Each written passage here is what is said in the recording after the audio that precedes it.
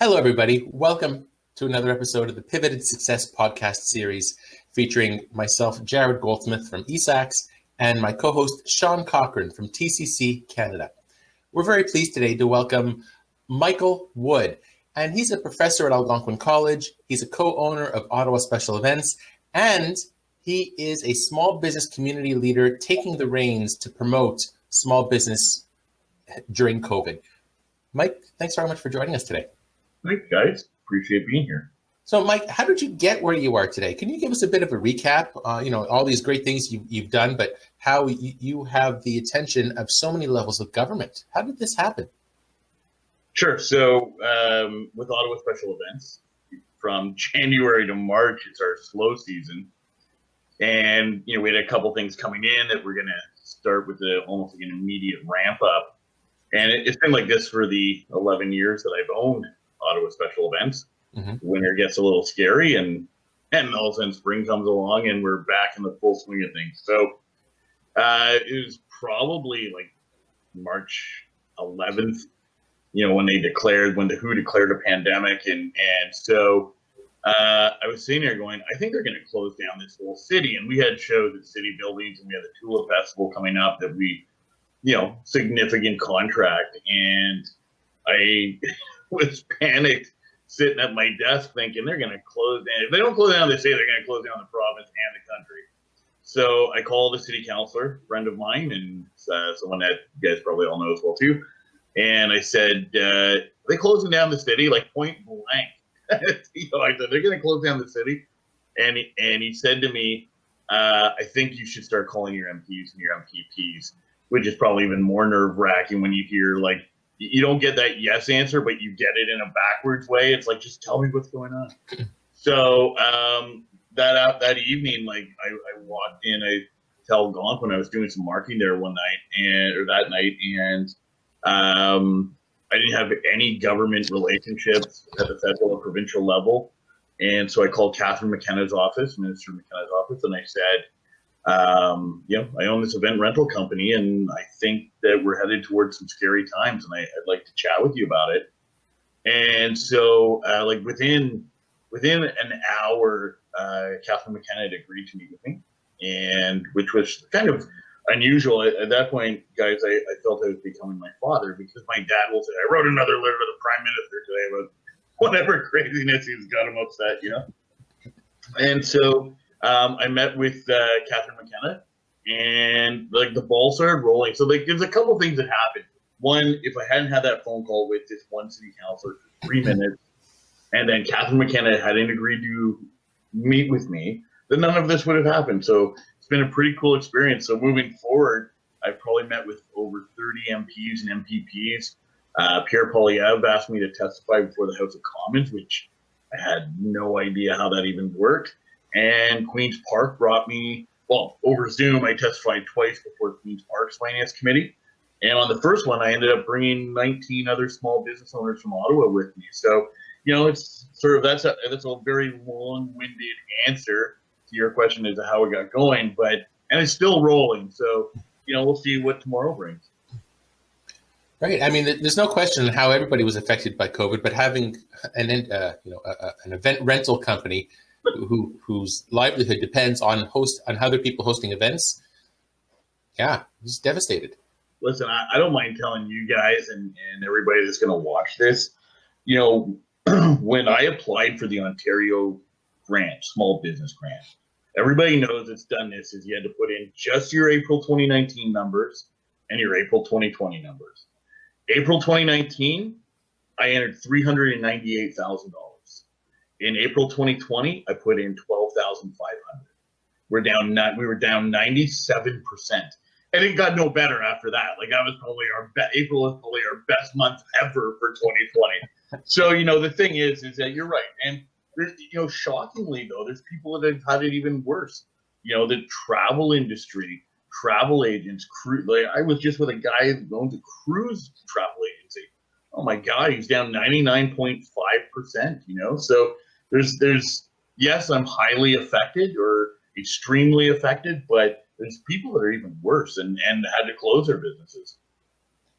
Yeah, I mean, it's a scary time, that's for sure. And I mean, coming into this, nobody had any idea what to expect, but I love how you reacted, Michael, just in that beginning phase before they'd even locked down. You were like, something is really bad that's coming, and I think I need to talk to my local MP about it. What was it from your perspective that made you sort of reach that point rather than just give up like so many other people and say, you know what, I'll just wait and see what everybody says? Oh, I've given up. I just decided to turn it back on. Don't think I haven't given up over here. You know, the thing is that, like, all jokes aside with that answer, but you know, I'm a very driven person. I'm very goal orientated, and I'm very driven. And I literally looked at it with our staff. We laid off. So in the wintertime, we have 22 full-time employees, and in the summer we go up to 50 to 60 full-time people on payroll. So number one, like, I did it for my employees, and because I was worried that where this was going to go. We were probably one of the first businesses in Ottawa to lay everybody off, you know, because of how affected we were going to be. And we literally saw all of our business for 2020 that had been booked evaporate in 3 days. Like, every call that was coming in, they're like, yeah, we're going to cancel. Yeah, we're going to cancel. We're going to. So it's like, oh, I better figure this out. And so with being really driven, I'll tell you this, like, if I had not taken on this role, if Catherine McKenna had not met with me, if Keith Egley had not given me this advice to start calling people, I would have been in a bad spot. This has given me like complete drive, and I can't sit still as it is, but you know, it was probably like the best conversation I ever had with somebody, that 3 minutes with Keith, that because it gave me a reason to do something. And so, yes, like, Sean, like, I have, like, at times thrown my hands in the air saying, okay, this is ridiculous, especially from March to May. You know, I was just like, oh, I can't deal with this anymore. But now it's like, no, let's go. And I've got a lot of wonderful people too, like, you know, that back me up. And, you know, I know Jared knows this, but like, I got trolls online now, and you know, based on some other things that are going on in the background, and you know, maybe a major political party that's asked me to run, begged me to run. I can't respond to these people the way I want to, but Jared knows me so well. I sit there going, oh, I would love to say this, but I can't. I suppose, as it's the sort of political eye on everything, is you have to sort of be second guessing every sort of word you say and every comment you make. So it's definitely a different lens that you're having to sort of be under, I suppose. Right. And you know, to me, like, a pandemic is nonpartisan. You know, saving small business is nonpartisan. So let's say, for instance, you know, Trudeau tweets out something, and I'm like, you know what? I agree with this. I can't like it on social media, or else I get pounded by this person. If Aaron O'Toole puts something out, then I'm like, yep, that would work. You know, I just record stuff, but like, I really try not to endorse anything right now from any political party. And I'll tell you, I think Jared may know this. Provincially, I've met with the PCs, I've met with the NDP, I've met with the Liberals, and I've met with the Green Party. I've met with the leader of the Liberals, the leader of the Green Party, and they all meet with me. So, like, right, like, for me, I'm nonpartisan. I'm just here to try and solve this problem. So, well, at the end of the day, this affects everybody of all stripes and colors and shapes and sizes. It doesn't matter where you are or who you are. And I think, you know, if you don't look at it that way, like you are, Mike, then we're going to keep going down the rabbit hole, and everybody's going to be so scared to step on other people's toes. But, you know, good on you for really taking the high road and thinking that way. It's well, you know, it's funny because one of the political parties asked me if, you know, potentially they could use me in ads, and I was like, you know what, I don't know, because if I do this, then will the other political parties still meet with me, right? So when I actually consulted with somebody in government that I've become friendly with, and they said, you're running a risk, and so I stepped back, and like, the idea was, yes, it's going to be great for creating more awareness, but I've created a lot of my own by just being nonpartisan as opposed to what would visually look like I've pledged allegiance to somebody, right? So, yeah. Well, that's the risk, right? And I find for something like this, I mean, unlike anything else I've experienced in my life, the global pandemic kind of brought together so many different people in so many different places in so many different ways. You see the fallout and the awfulness of it, of course, but the fact that you've got political parties that are working together, and the fact that overall people are trying not to push that agenda and are focusing on the recovery and the other side of this, it really gives me hope that we can sort of all get along a little bit better on the other side of this. I'm not unrealistic. I know that's probably not the case, but I think it's amazing to see the sort of leaps and bounds that we're making together as a community, even if that's worldwide for once instead of everybody on their own. 100%. And it's funny. People do ask me if I'm going to run for office, and the answer is the same every time. I got to solve this problem first. This problem is the biggest one. Like you're saying, Sean, where all the political parties, at various points are trying to work together. This is a big problem that we have to solve, and this has to come first right now above everything else. Yeah. So in terms of business, Michael, I know everybody's like, well, you need to pivot and sort of change your model and do things like that. Was there anything in your sort of business mind that had you thinking, oh, well, what if I did this? What if I did that? Or were you really just focused on, let's get past this and then we can get back into what we used to do? For me, it's tough because I'm not in a position where I can start offering frozen meals, right? Like restaurants were doing, which is great. Pizza joints were offering pizza kits, so you could buy your own pizza kit. There is a ban on public gatherings right now of over 100 people. So, like, our clients, yes, we did small things. It's funny, our smallest bill came from the biggest company in the world. I billed Google $3 for a dozen wine glasses that I said to them, no, you don't even have to pay for it. As long as I can say Google's a client, I'm okay with that, But, the majority of our customers and clients were Glowfair, the launch of the LRT, Capital Pride. And so this is all out of my hands. So in terms of renting chairs, well, how do you pivot to rent chairs when people can't get together? We used to sell stuff through Best Buy. So like if you bought Pro Audio from Best Buy, it's shipped from Ottawa Special Events. And then we look at doing stuff like that, but nobody's buying Pro Audio because there's no events to serve. So, we're in this like weird situation.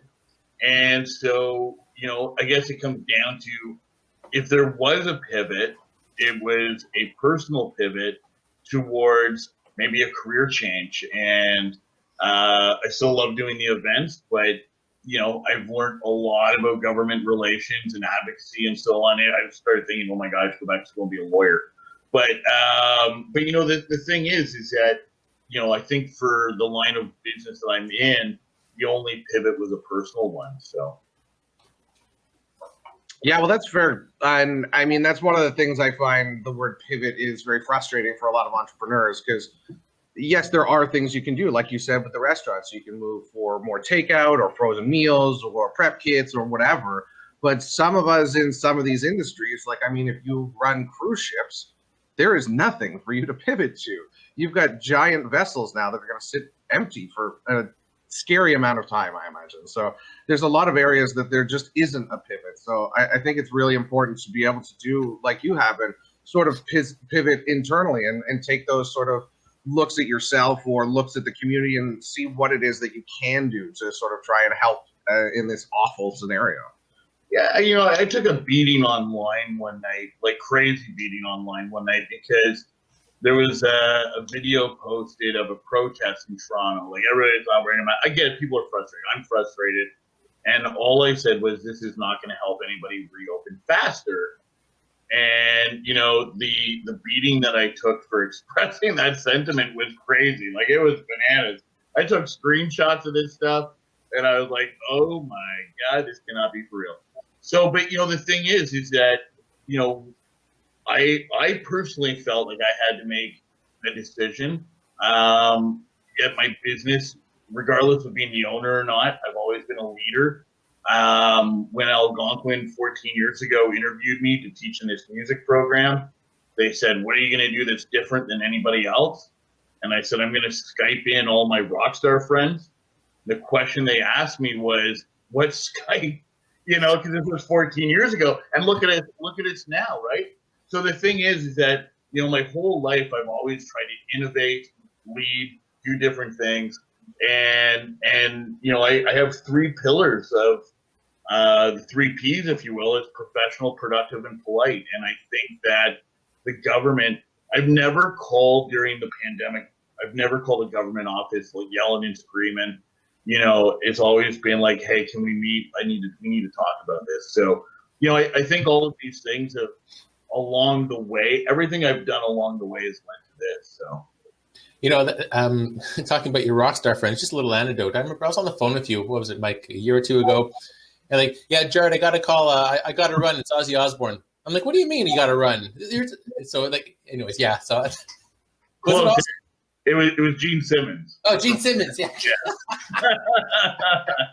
Yeah, very cool. But I come from the music business, Sean, and it was funny, Jared, because I do tell that story. Sean, I was at Loblaws, and I had like a package of chicken wings under my arm, so I live like a king. Of course, I'm a small business owner, and a case of Coke Zero because of the COVID-15. And or the quarantine 15, and I was expecting a call from the Premier's office, and I had this call that said no caller ID. I'm like, "Jared, it might be the Premier's office. I'll call you back." And I was like, I answered the phone. I'm like, "Hello," in Loblaws, and the person's like, "Mike Wood." I'm like, "This is Mike Wood." He goes, "Mike, it's Gene Simmons from Kiss." And I'm like, "Oh my God!" And like people at Loblaws are looking at me, so I'm half tripping. Oh man, so. It's true. Like that is a true story that did happen. So yeah, very cool. So I mean, there's no doubt that you're really going out of your way to help others. Are you in touch with your staff? Like I know they've been with you a long time. What communication do you have with your staff over at OSE, Ottawa Special Events? So that's a great question. So the staff was with us for a long time. So if you think of people like our parents, they stayed in the same job their entire lives, and young people now tend to stay 3 years and then move on to something else.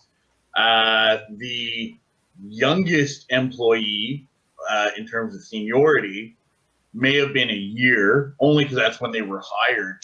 But we had people there, I think 8 years.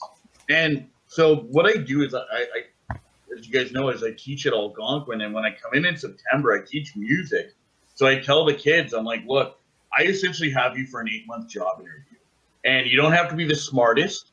You don't have to know anything about production. You just have to kind of follow my pillars of you have to be polite, you have to be on time, you have to help people." It's funny, I'm 3 minutes late for this, and I'm telling the kids they got to be on time for everything. So, anyways.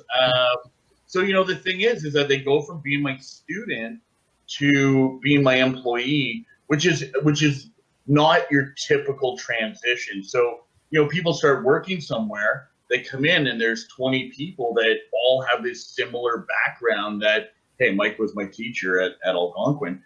And so, many of them have gone out and had to get other jobs.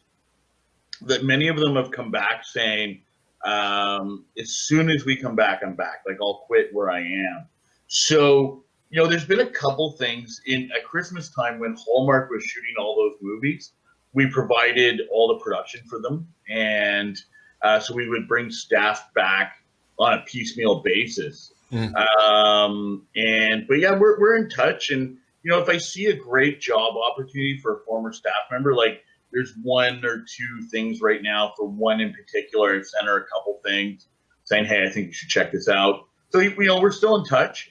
And of course, my business partner and I have worked together for 25 years in various settings. So, we're in touch 3 times a day or whatever, still trying, just him and I right now, but we're still pushing forward. So, sure.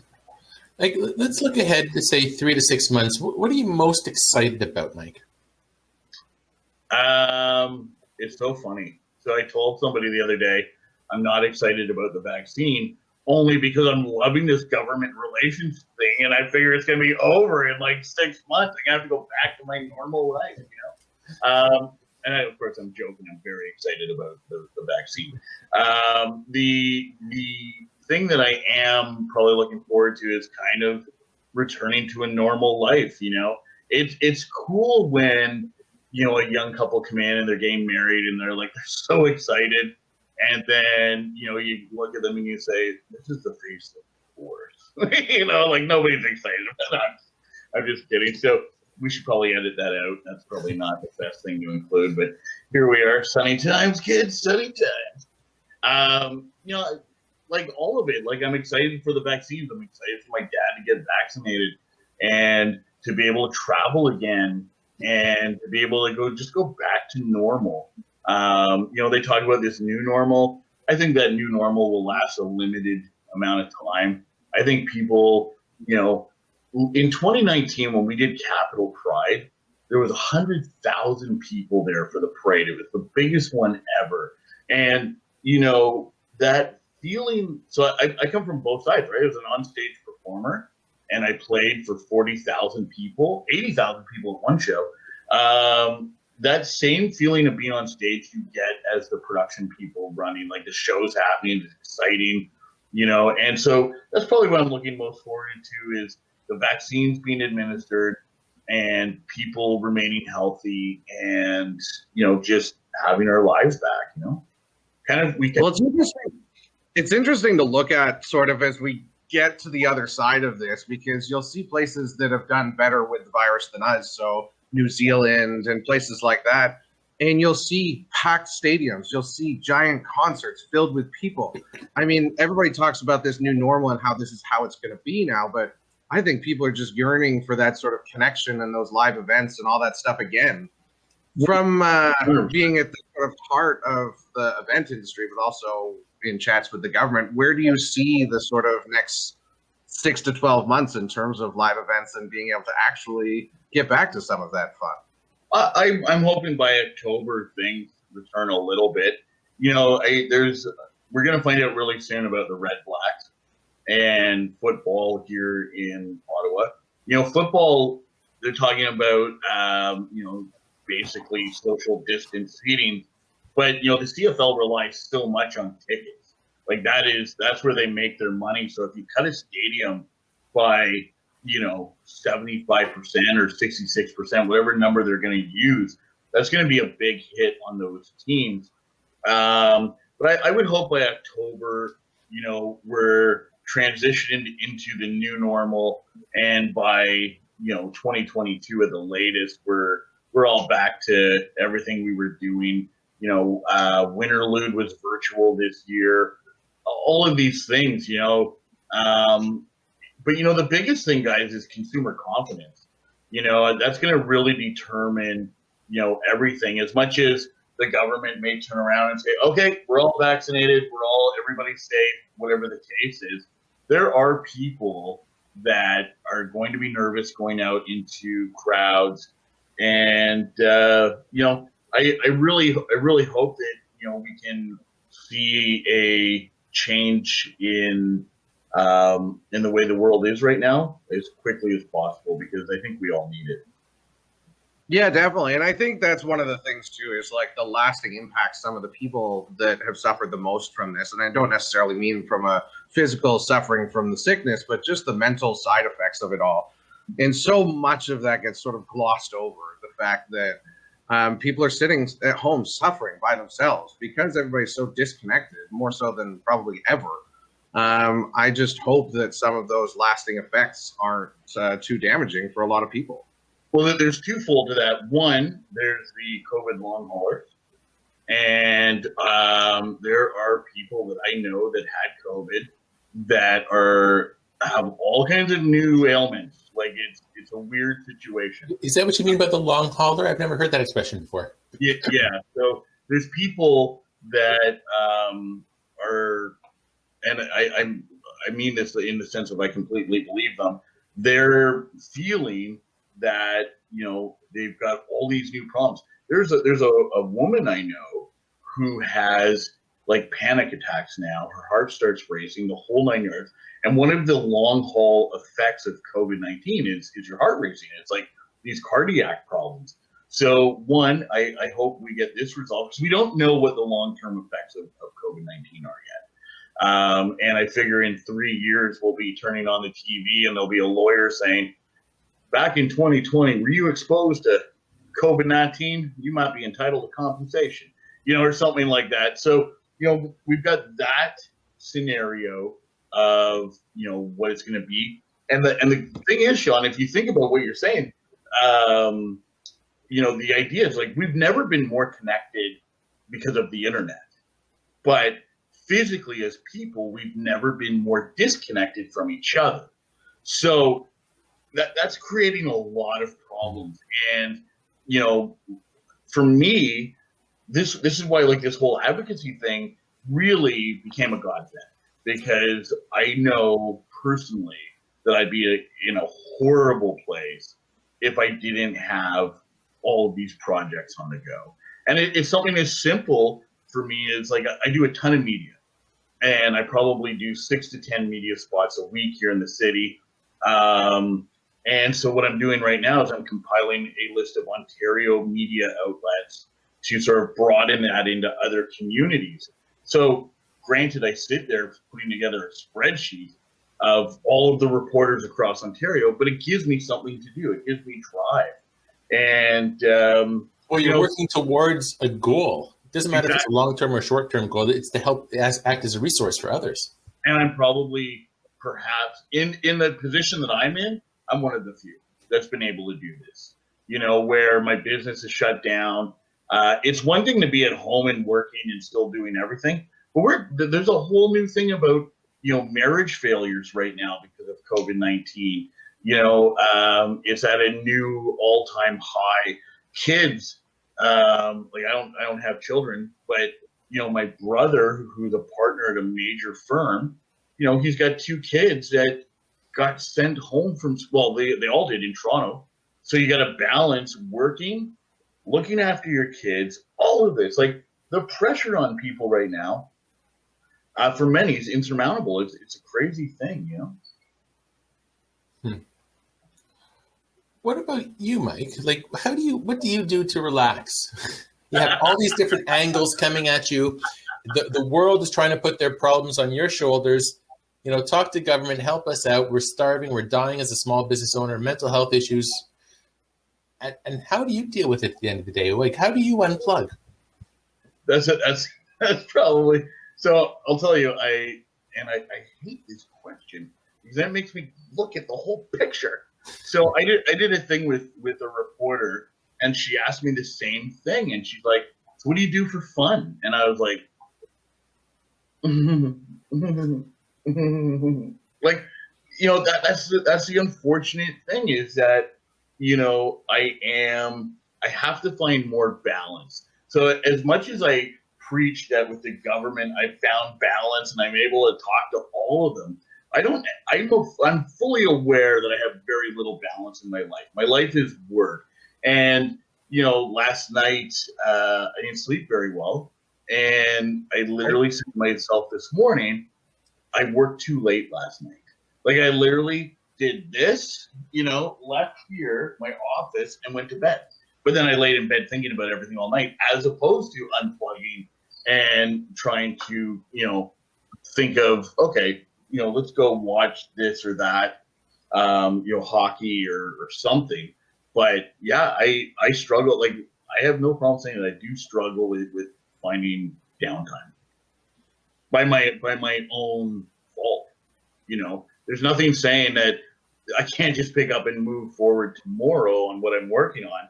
But yeah, I have no problem admitting that it's a little bit of a thing I'm working on. Oh, I mean, there's no doubt. Everybody talks about the work-life balance, and much like you, Mike, I've been preaching it for years. You need to unplug. You need to do this, that. I've always had a hard time trying to juggle myself. until last year when I started realizing, oh, I'm going for walks every day. I'm starting to lose weight. And you and I had this, this little competition with how many steps did you do today? And it's on. Next week it warms up and it's on. We're back doing the walkathon. Yeah, you bring it, Wood. And then it's a matter of maybe finding an accountability partner, doing something that you might not have otherwise done because you don't think you have the time. There's so many pressing needs. There's so many people who need your help. And, I could see you're kind of in that boat. If you're not doing it on social media, people don't think you're doing anything. Is a boat a boat? Or is a boat still a dinghy that's taking on water and I'm still trying to pump it out over here? Oh my God. So yeah, no, I agree. And like even this winter when it was -30, I think we all know the legendary Dylan Black. And I was like doing the walkathon with him. And it's -30, the wind's blowing. He sends me this text with 15,000 steps. I'm like, bro. And so then I'd suit up, I'd head out, and then I'd be, of course, mad at the world that I'd be at Greenbank and Fallowfield, 4 kilometers from home, freezing to death, trying to, male ego and male pride competing against Dylan, who seems to walk back and forth to work. So, yeah, no, well, you do have to find the balance. I totally agree, man. Yeah. What about we could spend a whole session on just words of wisdom, how other people could help and sort through everybody's demons right now. But can you sum it up, some words of wisdoms on how, let's say, leave for small business and how they could continue going forward? Maybe things they haven't thought of. That's a good question. Number one, I think the number one word of wisdom is that there is light at the end of the tunnel. I know we've heard some of the politicians say that. You're just like, ugh. When we hear things like we're all in this together, no, we're not. Like everybody, we might be in the same storm, but I'm in that dinghy that keeps on taking on water every day, and other people are like, no problem. I know this guy that's using this platform called Remo that's doing well. So anyways, we're all at different stages. I don't know if you know him, Jared, or not, but he's doing quite well, which is awesome. So, the thing is that, one, don't give up hope. I know it's hard some days to take a look at everything that's before you and all these problems and all these bills coming in and these letters from the CRA. I don't even know what that stands for. But anyways, neither here nor there. So, the thing is, and just so you know, this was they had to send me a code. Like this was more of a joke than anything else. I'm not going to jail or anything, just so you know. So, but the thing is like, don't lose hope. Don't give up. We all have our unique challenges and it's hard. A friend of mine,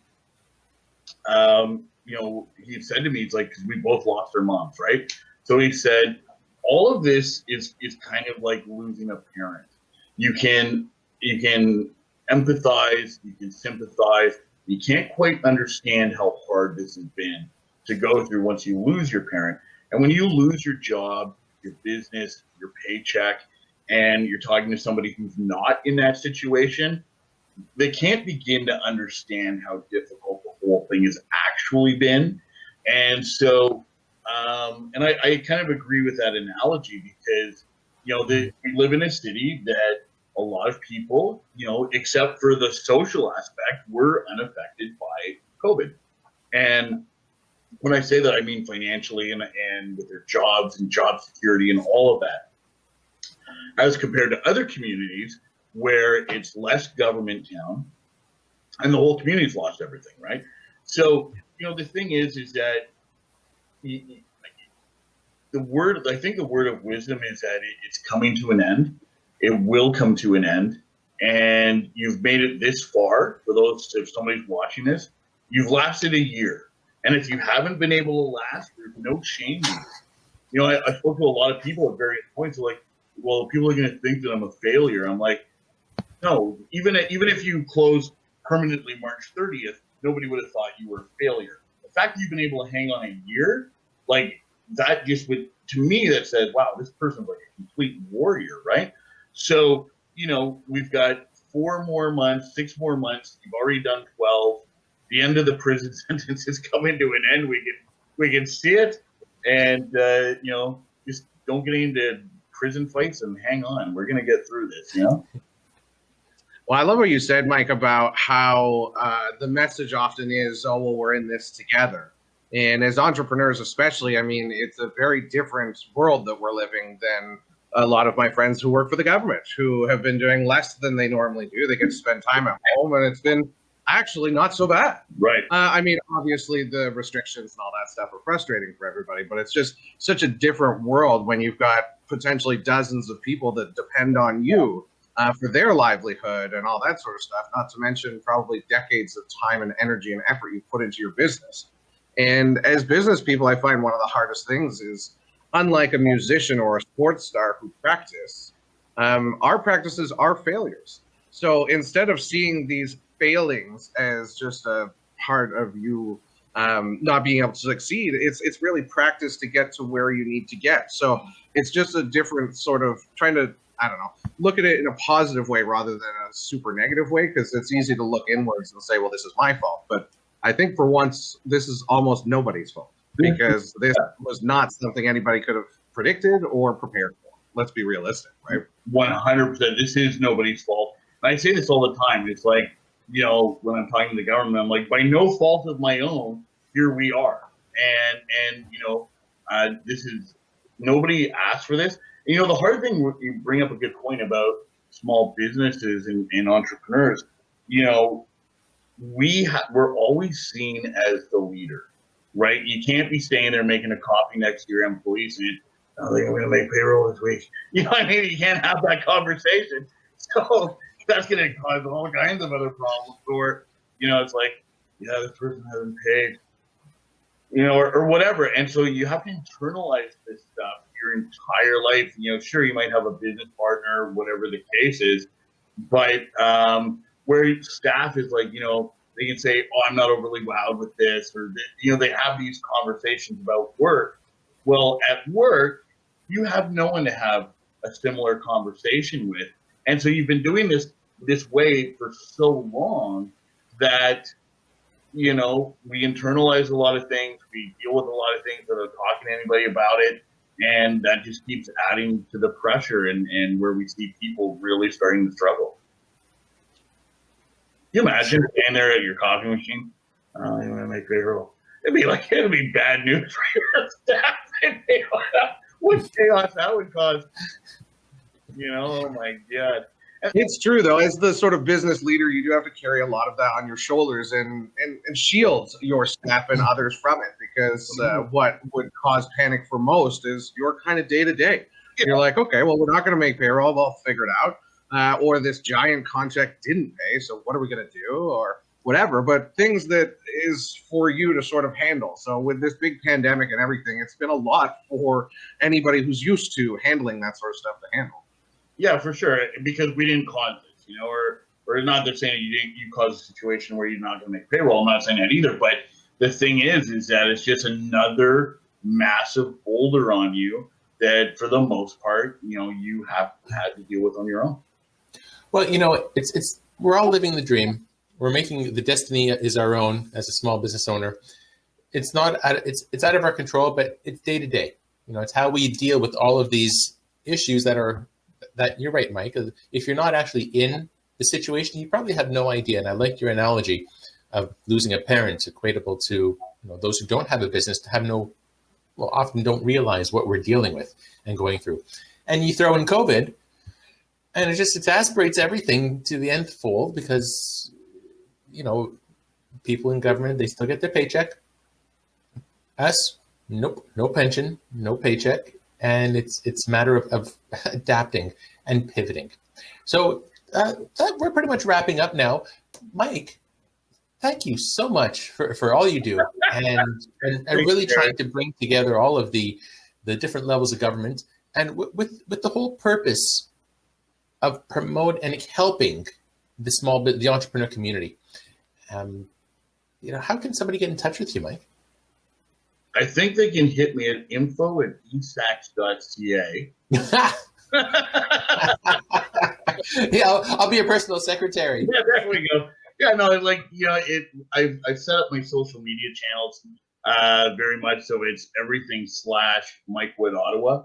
So like Twitter / Mike Wood Ottawa, Instagram, Facebook, except for LinkedIn. LinkedIn, of course, has to be / Michael Wood Ottawa because it's LinkedIn. So, the thing is that people can find me on social. They can email me at OSE at Ottawa Special Events. I'm happy to help. A restaurant called me the other day. They were saying they still hadn't got their $20,000 small business grant, and I got it worked out for them. And they got an email within 3 days of me stepping in and trying to help them out. It's pro bono. Like I'm here to help, and I've got the contacts at the government that I can make generally one phone call and change things relatively quickly for someone. So, I'm happy to help. And if I'm already dealing with them, then I'm going to push forward. Tomorrow, I'm with the Minister of Small Business, Pramit Sakaria for Ontario. I'm with his Chief of Staff for 30 minutes, and we're trying to avoid another lockdown. So, there's a bunch of things that are always on the go, and I'm just happy to, be in this role.